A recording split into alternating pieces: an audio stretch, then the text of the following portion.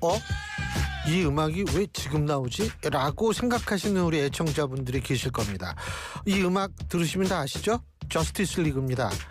이제 앞으로 저스티스 리그는 4부가 아닌 2부에서 보내드리기로 했습니다. 너무 놀리지 마시고요. 자, 제가 말씀드렸듯이 신율의 뉴스 정면 승부 오늘 2부 저스티스 리그입니다.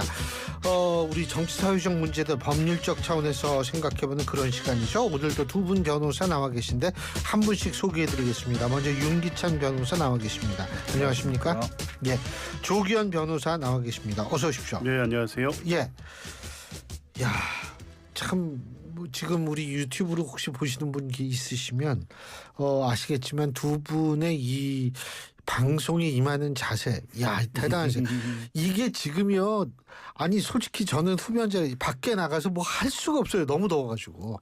야, 근데 여기 양복을 입고 나오신 거예요. 예? 우리 조 변호사님은 더군다나 제가 알기로 흡연자로 알고 있는데 이 더운 여름에 양복 입고 이렇게 하시는 게 굉장히 힘들죠. 야, 여러분 진짜 대단하십니다. 근데 요새 이렇게 더운데 오늘 그 한덕수 전 총리 자택 압수수색했죠. 특검이. 네. 그죠? 총리 공간도 압수수색한 모양이에요. 그렇죠. 예전에도 사용했던 공간이니까 압수수색을 했는데 저는 뭐 압수수색 영장을 법원이 발부했으니까 했을 텐데 문제는 이 압수수색이 의미가 있는지가 저는 좀 의아합니다. 왜냐하면 증거 확보를 위해서 하는 것이 압수수색인데 뭐 사실상 증거는 다 확보됐다고 저는 생각을 하거든요. 그 위에 판단만 남은 거예요. 예컨대 지금 혐의가 뭐냐면 뭐 일단 내란에 동조했다는 부분은 법적 평가니까 그렇다 치고 그다음에 허위 공문서 작성 등과 관련됐다는 거잖아요. 사후에 계엄 선포문에 대해서 사인을 하고 뒤에 이거 뭔가 이상한 것 같다라고 다시 또 폐기 지시를 하고 그 부분하고 위증 문제가 하나 있어요. 그런데 이런 부분 위증 어디 헌법재판소에서 국회에 나와가지고 예, 뭐 제가 그 서류를 본 적이 없다라든가 뭐 이런 식의 얘기를 했잖아요. 근데 CCTV에 보면 대통령 집무실 CCTV에 보면 본인 진술과 다른 취지의 그런 장면들이 보인다는 거잖아요. 그러면 증거도 확보된 거예요. CCTV를 일단 확보가 됐으니까 그 판단만 남은 거고. 그다음에 위증은 속기록 보면 다 나오는 거기 때문에 증거도 확보된 거고. 압수수색을 왜 하는지 모르겠어요. 개인적으로. 그러니까 이게 너무 늦기도 했지만 뭔가 압수수색을 이게 불필요한 걸 한 것이 아닌가라는 개인적 법조인으로서 보면 원래 미리 하든가 CCTV 등이 나오기 전에 하든가. 그런데 혐의 사실에 비춰볼 때 압수수색과의 비례 원칙에 이게 맞는 것인가에 대한 기본적인 의문은 전 있어요. 근데 저는 궁금한 게 거기 다 김민석 총리의 짐이 다 들어가 있고 거기서 지금 살고 있을 텐데 그거 그렇게 막 총리 공간 하면 그 김민석 총리는 어떻게 해요? 그거? 아마도 근데 그 컴퓨터 등을 했겠죠.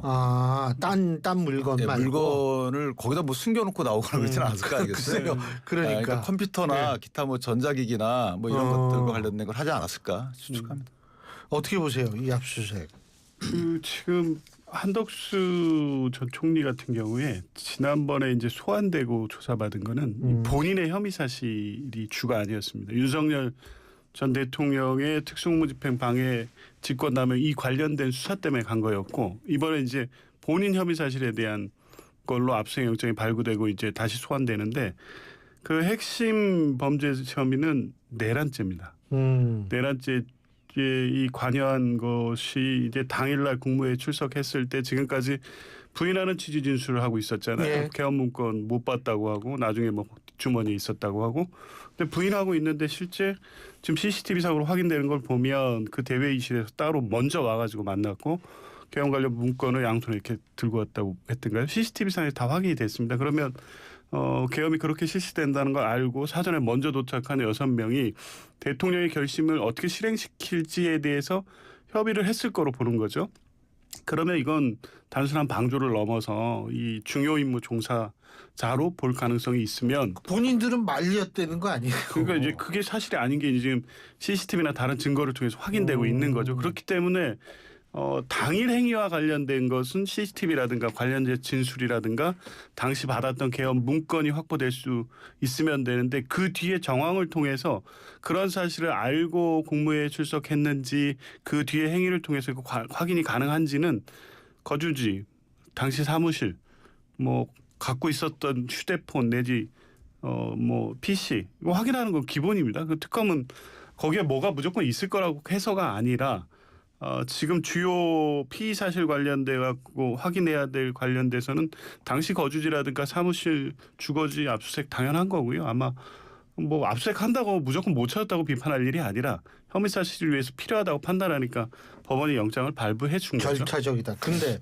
어떻게 이분들이 좀 그 걸릴 확률이 있다고 보세요? 내란방조나 뭐 중요임무 종사, 부하수행 이런 건 걸릴 리가 없죠.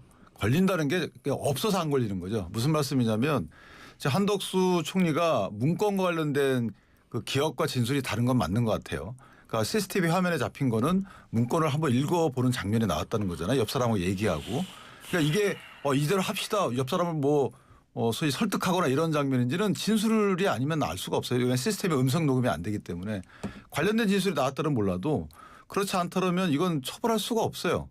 다만 이제 비상계엄 선포문과 관련돼서 사후에 표지에 대해 사인한 부분 이 부분 사인하고 자 이거 뭔가 이거 문제가 있는 것 같아 폐기야 이게 법적 평가로 원위치 시킨 것이 과연 공용소로 훼손되지 공공기록물 또는 대통령 기록물 훼손과 관련된 거냐 또는 허위 공문서 작성 이건 이제 법적 평가만 남은 거예요.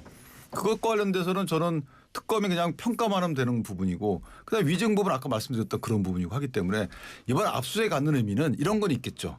뭔가 뒤지다 보니까 뭔가 또 다른 게 나올 수 있는 거죠. 특검의 그 수사범에 보면 수사하다가 나온 사건은 또 수사할 수가 있어요. 그런 오해를 살 수 있는 압수수색이라는 거예요. 저는 이게 얼마나 지났습니까 시점이. 그리고 통화기록 등은 이미 벌써 다 수사기관들 갖고 있거든요. 그럼 통화기록과 관련돼서 의심스러운 정황이 있다. 대통령이 계엄 국무회의를 소집하기 전에 뭔가 한덕수 총리와 엄밀한 수차례에 걸쳐서 대화가 있더라. 이러면 그 부분 관련돼 벌써 언론에 나왔겠죠.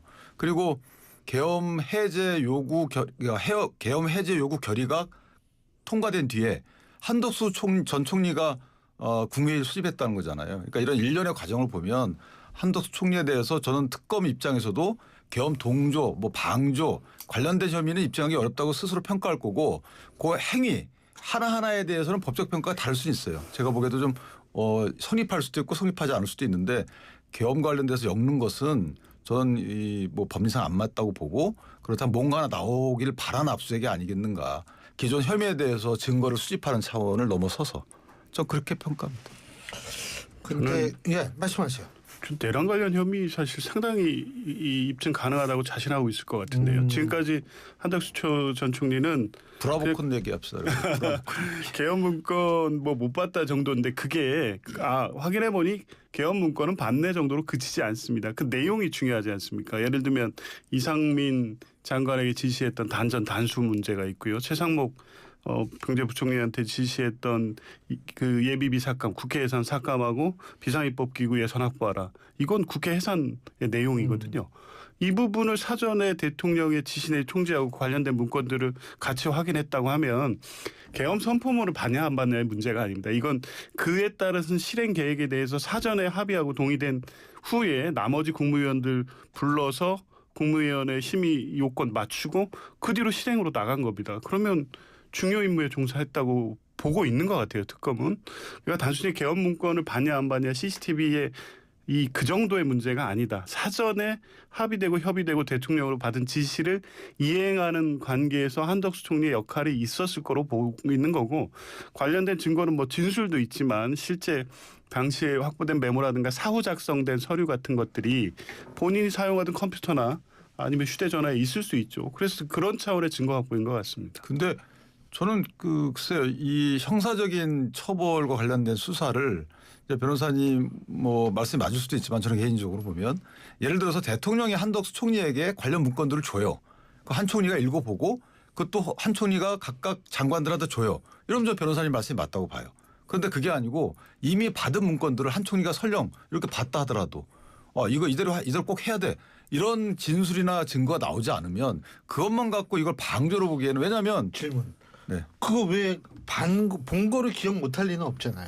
그죠? 근데 아니, 왜 그러면 다른 소리를 했는지는 궁금해지죠. 연루되기 싫어서 그럴 수도 있죠. 그러니까 현실적으로 보면 예. 내가 그것까지 해가지고 연루되기 싫을 수 있어요. 그러니까 이게 한 총리가 그걸 장관들을 막고 말리고 끝까지 반대할 의무는 없어요. 그러니까 이게 좀 문제가 있구나라고 느꼈을 수도 있죠. 그런데 대통령의 예를 들어 위세에 눌려서 그걸 얘기 못할 수도 있는 거거든요. 근데 본인이 경로가 되지 않는 한 본인을 거쳐서 가지 않는 한 실제 총리는 내각 통할권이 있기 때문에 거쳐왔다는 본인 권한 행사를 한 거죠. 그러니까 그렇다면 뭐 변호사님 말씀대로 방조가 될 수도 있고 또는 역할 분담이 될 수도 있지만 그렇지 않으면 저거는 저는 글쎄요 법리상 성립하기 어렵다 개인적으로. 어쨌든 근데 압수수색 다음엔 뭐예요? 순서가 일반 형사 사건에 있어서 압수수색 다음에 소환? 예. 소환은 먼저 당했었잖아요. 한 번 더 이제 추가 소환하겠죠. 추가 소환. 압수수색에서 이제 확보된 증거가 있으면 그 증거 정리하고 한 다음에 이제 소환이죠. 뭐 관련된 그 참고인이라든가 공범 다른 뭐 국무위원들은 이미 다 상당히 조사를 했기 때문에 증거를 통해서 나온 자료가 있으면 그거 정리하고 한덕수 전 총리 추가 소환하는 일정으로 갈 것 같고요. 만약 상당히 지금 얘기가 그게 내란 이 방조, 부하 수행이든 중요 임무 종사든 아니면 뭐 개헌 선포문 관련된 허위 공문서 작성 행사 관련된 상당 혐의 사실이 있고 뭐 지금까지 근데 한덕수 전 총리는 대부분 부인하고 있었기 때문에 증거인멸 우려까지 있다고 하면 구속영장 청구로 나갈 가능성도 있습니다. 근데 특검의 행태를 보면 물론 이제 특검이 다른 특검이지만 김계한 사령관의 경우에도 위증으로 영장을 쳤거든요. 그러니까 이번 특검은 저는 사실 특별히 밝혀낼 게 많지 않다고 봐요. 그러니까 대통령에 대해서 구속을 이끌어내는 걸 성과로 여길 것이고 조은석 특검의 경우에는 그다음에 수사 대상자를 조금 더 넓혀서 새로운 그 기소거리를 만드는 것도 성과로 볼 것이고 더군다나 그 기소 대상자가 신병이 확보되면 또 다른 성과를 보기 때문에 영장을 칠 가능성도 있죠. 그러니까 일반적 시각에서 보면 영장 사안이 아님에도 불구하고 영장을 청구할 가능성이 있다. 다만 변수는 김계한 전 사령관의 경우에도 영장이 기각이 됐고 그다음에 그 김용대인가요? 드론 사령관의 경우에도 영장이 기각됐거든요. 그래서 그거에 관련된 검토를 좀 더 신중히 할 가능성이 있어도 일단 영장을 항상 염두에 두는 특검이다. 개인적으로 저는 그렇게 봅니다. 지금 윤석열 전 대통령 구속으로 일종의 성과라고 일단 칠 수 있다라고 말씀하셨는데 제가 갑자기 생각나는 게 박재 PD 우리 박지원 의원하고 언제 했죠 인터뷰를 며칠 전에 했어요 좌우지간. 근데 그 박지원 의원님께서 저희 방송에서 한 얘기가 뭐 언론에 도배되다시피 했는데 화요일이랍니다. 22일이요. 뭐라고 그러셨냐면 김건희 여사가 김건희 씨가 이제 출두하면 그날로 구치소 갈 것이다. 이런 얘기를 했거든요. 그러니까 조사 끝난 다음에 구속영장 칠 가능성이 있다. 이런 얘기 했는데 어떻게 보세요? 전 가능성이 있다고 봅니다. 저도. 이미 6일이죠. 6일. 예. 8월 6일. 출두일이. 근데 이제 뭐 특검이 출두일 브리핑하면서 밝힌 거 그다 하고 추가 소환할 수 있다고 했는데 추가 조사. 근데 그게 뭐냐면 이 관련 사건들 지금 소환에 뭐 도이치모터스라든가 명태균 등등은 수사가 진짜 상당히 진행이 돼 있습니다. 증거 확보도 돼 있고 공범이나 참고인 진술도 다 돼 있고요.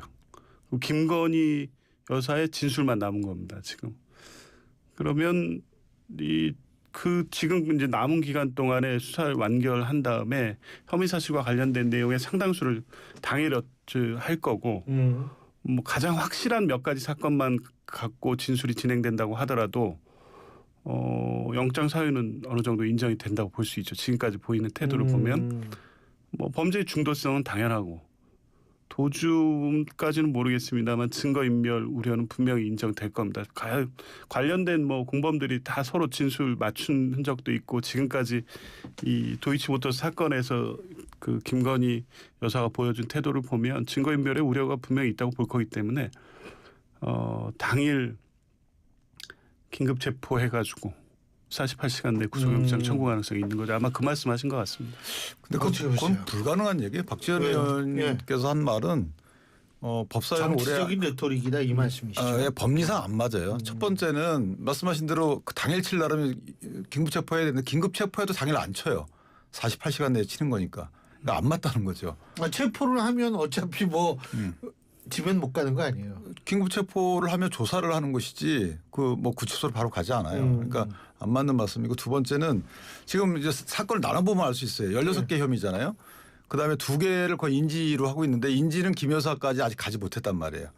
예를 그 두 들면 개가 뭐예요? IMS 모빌리티 같은 경우에 그거는 집사 윤석열 게이트. 전 대통령 팀 수사팀장 할 때 자동차 대줬다는 그 회사죠. 그거는 아직까지는 뭐 그 전현직 관련자들의 진술에 따르더라도 뭐 아직까지는 접근을 못 하고 있는 상황이고 거기서 자동차를 이제 수사팀장한테 이 빌렸다는 거 렌트카를 했다라는 더 큰 혐의는 이제 뭐 180여억 원을 대기업 등으로부터 투자받아가지고 그런 배경하에 투자받은 거 아니냐라는 취지인데 예. 그건 하나의 아직은 그림 그리는 단계인 것 같고 그다음에 도이치모터스는 그거는 이제 평가만 남은 거거든요. 예. 그런데 주범 등이 집행유예로 나왔기 때문에 영장을 실 수가 없어요. 예. 그래서 3부 토건은 아직까지 진술도 나오고 있지 않아요.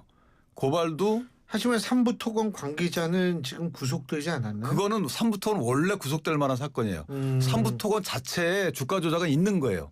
이건 이제 증권 관련 기관으로부터 고발이 됐고 그때도 이종우 씨하고 김건희 여사는 고발이 안 됐어요. 근데 특검 수사범에 있는 건데 그들 진술도 김건희 씨를 모른다는 거기 때문에 실제로 아직까지는 수사선상에 올라 있지만 아직 그 경매 포착이 안 된 상황이라서 그것도 갈 길이 멀어요. 그러면 있는 건 통일교 관련된 거. 통일교 관련된 것은 뭔가 자꾸 나와요. 그래서 그 부분은 영수증도 나오고 수첩도 나오고. 그래서 그 부분은 제가 볼 땐 조금 뭔가 다가가는 느낌은 있는데 나머지는 그다음에 이제 뭐 공천 관련된 거 있잖아요. 뭐 명태균 관련된 것도 실제 이것도 뭐 그 대가 관계가 확실하게 나오지 않으면 소위 말하면 뇌물까지 가지 않으면 그거 쉽지 않은 거고. 그러니까 결국은 저는 통일교 관련된 거 그거에서 결정적 증거들이 나오지 않으면 그것만 해더라도 큰 문제 아닌가요? 근데 이제 문제는 뭐냐면 배우자가 구속돼 있잖아요. 그러니까 영장을 과연 어느 정도 혐의 갖고 영장을 칠 것인지 또 하나는 최혜병 특검 관련해서도 김건희 씨가 간접적으로 여사가 관련돼 있어요. 그러니까 이걸 한꺼번에 다 수사해 가지고 뭐 신병을 결정할 것인지 이런 걸 다 고민해 보면 박지원 의원의 말씀은 맞지 않는 거죠. 근데 이게 통상적으로 어떤 범죄에 부부가 관련이 되면 한 명 구속되면 한 명은 봐주죠. 옛날엔 그랬다며요. 그 옛날 요즘에도 지금도 그래요. 요즘에도 그렇게 하는데. 질문. 조국 전 장관은 다르잖아요. 그러니까 이제 그건 그래서 이제 이 그 정치 보복적 수사라고 하는 부부가 조국 전 장관은 그 재판에서 구속된 거 아니에요? 법정 구속된 거 아니에요? 원래 구속 기소됐었나? 그거는 제가 모르겠는데 순차적으로 다 깜빵에 들어간 거죠. 조국 전 장관은 구속영장이 청구된 적이 없잖아요. 조국 사전 장관. 영장은 아니었네. 네. 예. 법정 맞아요. 구속이 된 거죠. 법정 구속이 아니에요. 법정 구속이 대법원에서 아니고 대법원에서 확정 판결하고서 형집행이기 때문에 다른 거지. 언제 저걸 해라 그래서 약간 연기까지 했던 기억으로 저는 그러니까 하고 있어요. 정경심 여사는 어쨌든. 그렇다 치더라도 네. 그래도 뭐 부부가 다 깜빵에 근데 마찬가지. 이 사건은 사실 뭐 이미 이제 국민들이 다 알다시피 뭐 서로 부부간의 이 각자 역할에서 일정 정도 관여된 정도가 아니라 완전히 사실상 이 주요 범죄는 김건희 여사가 스스로 주도한 범죄라는 게 지금 밝혀지고 있는 거잖아요. 그래서 이걸 윤석열 대통령의 영부인 김건희 종속변수처럼 볼 수 있는 사건들이 아닙니다. 별개 범죄 사실이 하나하나 다 떼놓고 봐도 하나의 사건만으로 구속영장 사유죠. 지금 예를 도이치모터 사건이 일단 관련자 공범들 다 구속됐다가 이제 재판받으면서 보석해서 지금 집행유예 나왔잖아요. 근데 구속 가능성이 있는 게 그 사람도 집행유예로 나왔는데 여전히 김건희 여사의 관련성을 부인하고 있습니다. 나와 있는 상태에서 이 불구속 재판을 하게 될 경우에 지금 윤석열 전 대통령도 그렇고 대통령 지금 파면됐고 지금 뭐 김건희 여사도 자연인의 신분이지만 주변의 어떤 지지 세력이나 이런 사람들을 통해서 사건 관계인에게 위해를 가할 가능성 이 부분을 특검에서 지난번에도 구속영장 사유에 넣었거든요. 이게 이제 증거인멸하고 연결되는 거예요. 김건희 여사 관련된 그런 부분이 충분히 가능성이 있어요. 사건 관련자들이 지금 이젠 더 이상 윤석열 전 대통령이나 김건희 여사를 비호할 필요성도 없고 본인을 위해서도 그게 유리하지 않다는 판단을 하고 있음에도 불구하고 적극적으로 진술하지 못하는 건 여전히 밖에 김건희 여사가 주변의 사람들을 계속 이용해서 뭐 자기한테 어떤 진술 관련된 메시지를 넣고 있다고 하면 이게 이제 증거인멸의 우려거든요. 그러니까 하나하나의 사건이 전부 다 이 간단치 않은 사건들이기 때문에 특검은 신변을 확보하지 않고 하나하나 뭐 지금 김건희 여사 측이 요구하는 것처럼 한 개 수사하고 3, 4일 있다 또 부르고 이렇게 수사를 할 리가 없고요. 구속의 필요성에 대해서는 상당히 내부 검토가 진행이 돼 있을 겁니다. 근데 구속의 필요성이나 상당성을 하려면 전제가 혐의가 인정이 돼야 돼요. 혐의가 소명이 돼야 되는데 지금 혐의가 소명될 수 있다고 판단받을 수 있는 도이치모터스 하나가 판단만 남은 건데 그걸 이미 고검에 수사 다 했어요. 해가지고 그 나머지 금융기관이니까 증권기관 그 회사 압수수색해가지고 새로운 녹음 파일을 발견한 거잖아요. 그러니까 그것도 판단만 남은 거고 이미 증거가 다 있는데 신병 증거인멸의 우려가 있을 수 있나요? 증거가 다 확보가 됐는데. 그러니까 별도로 예. 이거는 그렇고 나머지는 혐의 소명에 대해서 아직 안 돼 있는 제가 상태인데. 궁금한 게 통일교 있잖아요. 통일교하고 이제 거기가 뭐 굉장히 굵직굵직한 게 많더라고요. 그러니까 뭐 캄보디아 문제도 있고 여러 가지가 있는 걸로 알고 있고 거기에서 선물 줬다라는 그것도 뭐 엄청나더라고요. 뭐 몇 천만 원짜리 아닌가요? 그렇죠. 그라프 다이아몬드 목걸이. 글쎄요. 6천만 원. 그런 식으로 되면은 이 부분에 있어서는 사실 이런 게 어느 정도 영순위까지 나오고 이렇게 되면 이거는 그리고 수첩까지 나왔으면 그렇죠. 이거는 좀 굉장히 심각한 문제가 아닐까 생각이 드는데. 어느 정도 이게 뇌물 혐의에 대한 물증이 확보돼 있다고 봐야 되는 거죠. 예. 근데 이제 대가성 관련된 문제들이 수사에서 지금 어디까지 진도가 나간지는 모르겠지만 전혀 이례적인 상황들이 벌어졌습니다. 이 통일교가 캄보디아 사업 관련해 관심을 갖고 접촉하고 있었고 갑자기 ODA 사업 예산이 3배인가로 갑자기 늘어요. 예. 캄보디아 메콩강 부지개발 사업에 갑자기 공적 원조가 그렇게 들어갈 만한 특별한 사정 변경이 없었거든요.